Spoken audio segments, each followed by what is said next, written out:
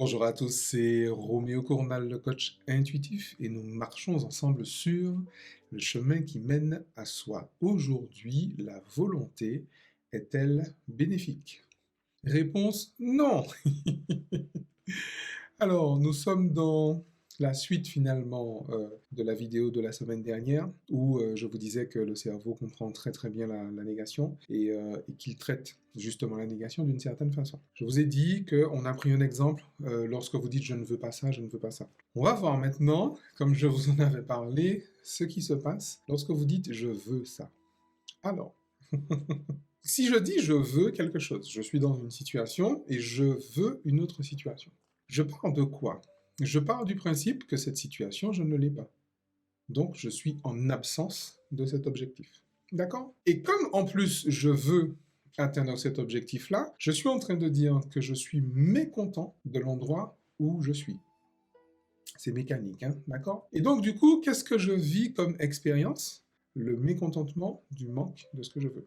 D'accord? Je veux me marier, je veux avoir un enfant, je veux monter une entreprise, je veux gagner 1 million d'euros, etc., etc. Donc, ça veut dire que, de un, je ne le suis pas, et donc je suis mécontent de ne pas l'être. Parce que si je n'étais pas mécontent de ne pas l'être, pourquoi est-ce que je l'aurais voulu?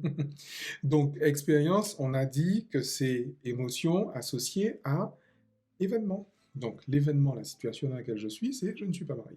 L'émotion que j'ai par rapport à ça, c'est le mécontentement. Donc l'expérience que je vis, c'est le mécontentement de ne pas être marié. D'accord? Alors, vous me voyez déjà venir. Si finalement, je pars du mécontentement de ne pas être marié. D'accord? Donc, ma démarche initiale, c'est celle-là. C'est de ça que je parle. Et du coup, je vais finalement poser une action à partir de la situation, du point de vue dans lequel je suis, le mécontentement de ne pas être marié. Et donc, ce que je plante en terre, je vous l'ai dit, ça fait 103 000 fois que je vous le dis, l'action ne donne pas de réaction. Je sais que beaucoup ont du mal à comprendre ça, surtout qu'il y a encore 100 000 personnes qui continuent à vous répondre action, action, action. Mais, effectivement, c'est l'intention qui donne en fait la réaction. Alors, il se trouve que, encore une fois, 9 fois sur 10, nous sommes totalement inconscients de nos intentions, évidemment, évidemment. Et comment est-ce que je fais pour rendre conscient l'inconscient? En lisant mon expérience de vie, en vrai. Parce que je pars du principe de l'insatisfaction que j'associe au célibat. Donc, ça, c'est ma croyance. Le célibat est insatisfaisant. Et donc, du coup, je vais poser une action qui va me faire vivre une expérience et même 100 expériences, 100 000 expériences. Parce que la nature est généreuse. Je plante une graine, je mange 100 000 fruits. C'est comme ça. Vous avez remarqué, ça fait des années que je vous le dis. Il n'y a aucun arbre, et je vous garantis, je ne sais pas si vous vous souvenez, c'était aux alentours de 2015 ou 2016 pour les plus accros d'entre vous. Je vous disais que j'ai vraiment cherché, je vous garantis que c'est vrai, j'ai vraiment cherché dans la nature un arbre qui porte un seul fruit. J'en ai pas trouvé. La nature est généreuse. On ne peut pas le lui reprocher. Et donc, je plante en terre l'insatisfaction de mon célibat. Je vais récolter quoi? L'insatisfaction du célibat. Ce que je suis en train de vous dire, c'est que si vous posez vos objectifs sur la volonté, je veux, tu sais, le passage en force, tu sais, le truc à l'américaine là, ouais, Tony Robbins, big state, tu vois ce que je veux te dire? En fait, tu n'arrives à rien. Enfin, si, tu arrives à quelque chose. Tu arrives à l'endroit d'où tu pars. Okay. Alors, vous allez me dire, ouais, mais attends, ouais, c'est quoi ton histoire là? Je ne comprends pas. Et d'ailleurs, comment tu expliques que des personnes qui sont justement dans une posture volontaire y arrivent? Alors, je vais vous expliquer pourquoi elles y arrivent. Alors déjà, il y a plusieurs éléments à ça. Avant de vous expliquer pourquoi certaines personnes qui sont dans cette posture volontaire y arrivent, il faut quand même que quelqu'un vous dise que, vous savez, il y a un discours qui est très convenu. Ouais, le travail paye, les efforts, les machins, les trucs. Ça, c'est ce qu'il est bon de dire à la télé. Ça, c'est ce qu'il est bon de dire dans les médias. Parce que c'est ce discours-là, en fait, que Madame Michu aime entendre. D'accord? C'est ce discours-là que les moutons de la civilisation, vous savez, le tout peuple, ok? C'est ce discours que l'immaturité populaire aime entendre. D'accord? C'est ça qui fait vendre des espaces publicitaires aux médias. Et donc, du coup, on vous parle, on vous brosse le truc, oui, machin, le travail, la volonté, les efforts, le machin, le truc, le chose, comment est-ce que je vais te dire? C'est ça. Et en réalité, et particulièrement dans le milieu artistique, que je connais parfaitement bien. En tout cas, j'ai trempé dedans pendant 20 ans, j'ai fini par en comprendre quelques petites choses, particulièrement au niveau de la préparation mentale. La préparation mentale, en fait, ça ne se passe pas du tout comme ça ne se passe pas à force de volonté. Ce n'est pas vrai. D'accord? Ce n'est pas vrai. Maintenant, les personnes qui y arrivent, elles font comment? Elles font exactement comme le docteur Joe Dispenza, comme Greg Braden, comme le docteur Bruce Lipton vous explique. Ils font exactement comme ça. Ils font exactement comme ça. Ils se souviennent de leur futur. D'accord? Alors, pour beaucoup d'entre vous, ça ne veut rien dire. Je me dis, qu'est-ce qu'il est en train de raconter là, comme connerie, le Roméo Cornell? Eh ben, il est en train de raconter une connerie que tu ne peux pas entendre. Parce que peut-être que c'est une moins grosse connerie que toi-même. Tu comprends ce que je te dis ou pas? Le truc, c'est que, en vrai, si je me place dans l'émotion, dans le sentiment, dans les sensations, dans les images et dans les mots d'une expérience que je vise, mais je ne veux pas y arriver. Je vis l'émotion maintenant. Puisque nous autres êtres humains, je ne sais pas si vous avez remarqué, mais nous avons la possibilité de ressentir, j'ai presque envie de dire à la demande, des émotions, même sur des choses sur lesquelles nous nous projetons. Donc, je ne suis pas en train de dire à mon corps, je vais avoir ça. Je suis en train de dire à mon corps, je suis en train de vivre ça. Puisque vous vous souvenez, les neurones miroirs, lorsque je vis, lorsque je vois, lorsque je projette, il se passe la même chose dans mon cerveau. Neurones miroirs. D'accord? Donc, le principe, il est là. Et vous savez, il y a des gens, finalement, autour de vous, qui font ça très, très bien, qui font ça à longueur de journée et qui y arrivent forcément très bien. Vous savez qui c'est, ces gens-là? Des gens qui sont un grand, grand mystère, en fait. Allez, je vous donne 30 secondes. Il y a des gens autour de nous qui font exactement ce que je suis en train de vous expliquer. Moi, j'appelle ça la syntonisation quantique. D'autres personnes qui ont peut-être un vocabulaire un peu plus pauvre vont appeler ça la visualisation. C'est pas faux, mais c'est pas totalement juste non plus. Et en fait, le terme finalement syntonisation quantique, au-delà du fait que syntonisation, c'est pas un mot qu'on emploie souvent, parce qu'on emploie en fait le mot en anglais, c'est tuner. Il s'agit de la même chose, hein, c'est-à-dire régler sur la fréquence. Et lorsque je parle de régler sur la fréquence, je suis exactement en train de parler de régler sur la fréquence, exactement comme sur la radio, ok?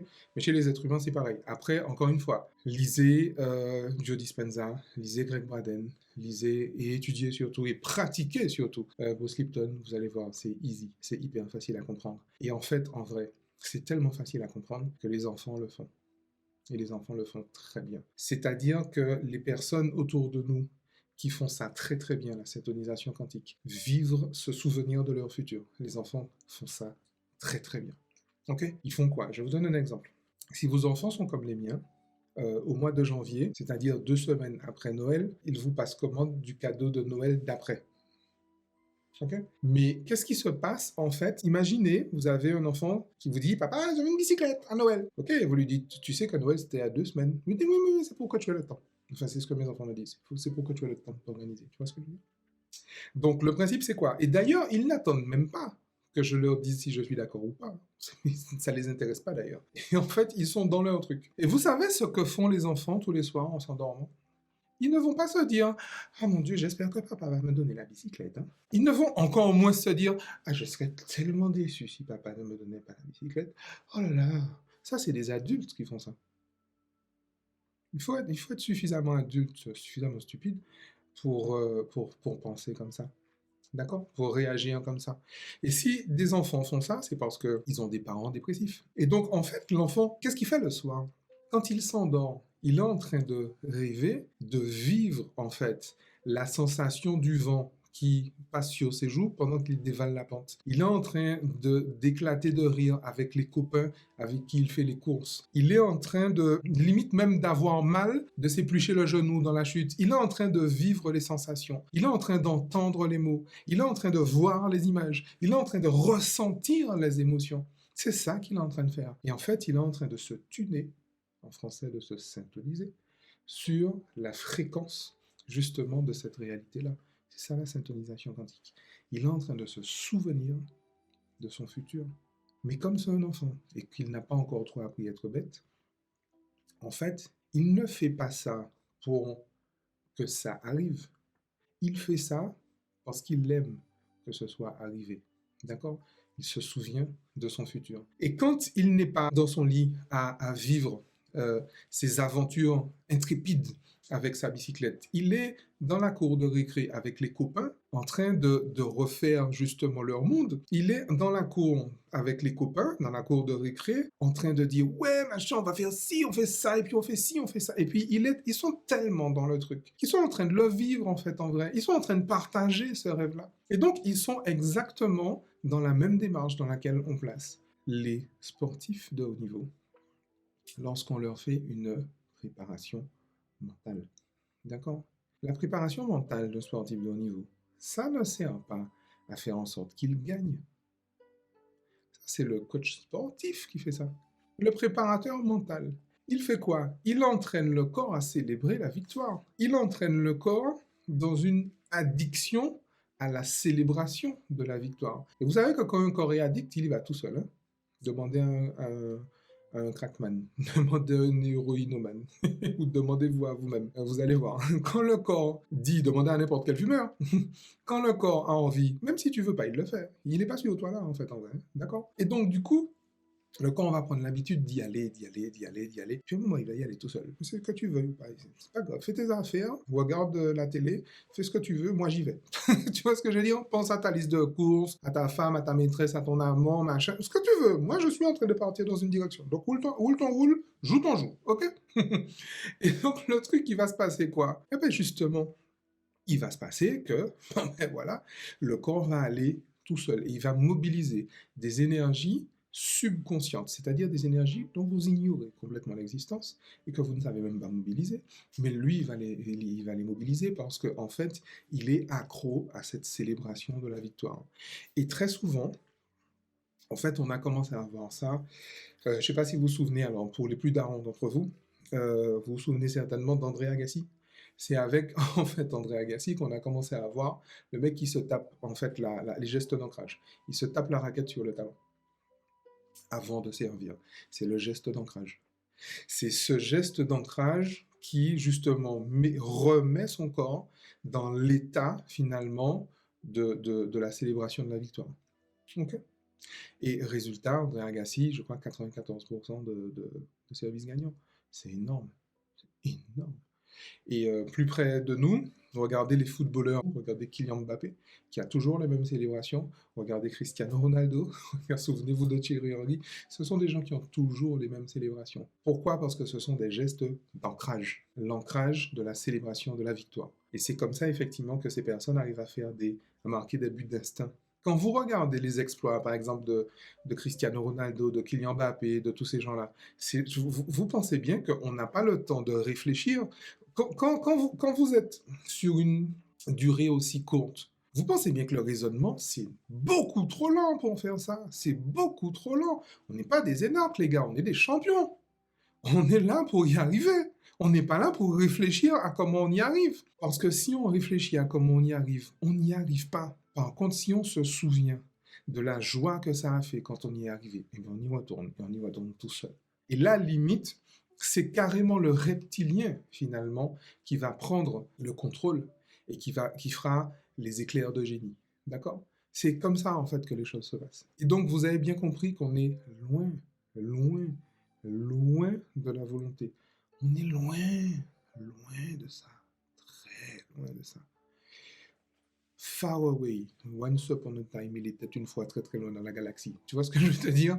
On est dans la bordure extérieure de la volonté. D'accord? Et bien évidemment, je vous le redis, écoutez encore ces mêmes sportifs qui parlent en fait à la télé. Évidemment, ils disent ce que vous avez envie d'entendre, parce que vous n'êtes pas assez mature pour entendre le discours que je vous porte là. Et puis en fait, vous pensez bien, c'est pas dans un média mainstream qu'on va tenir le discours que je viens de vous porter là.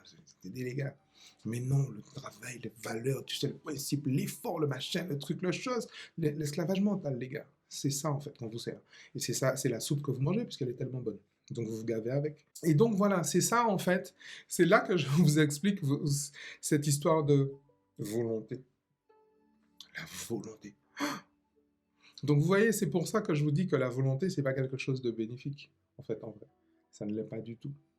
Mais vraiment, pas du tout. Et encore une fois, ce qui se passe, c'est qu'il y a des personnes qui le savent et qui vous tiennent au discours. Et puis, il y a des personnes qui, en fait, ne sont même pas au courant, comme les enfants. Ils sont pas au courant, en fait, en vrai. Parce que l'enfant, qu'est-ce qu'il va vous dire quand il va recevoir sa bicyclette à Noël? Il va vous dire que, ouais, il a prié pour ça tous les soirs. Et en fait, vous savez quoi? Il aura raison. Parce que vous savez, c'est quoi prier? Pour les gens qui sont dans les spirituaux, machin, gogo, machin à la con, là, les perchés, là. Vous savez comment on fait pour prier? Vous savez, c'est quoi, en fait, la prière? Le sentiment est la prière.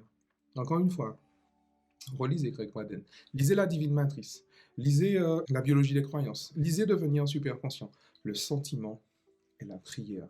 Ce qui fabrique vos vies, ce n'est pas ce que vous faites, parce que rien de ce que vous faites n'est important. Rien de ce que vous faites n'est important. Rien de ce que vous faites n'est important.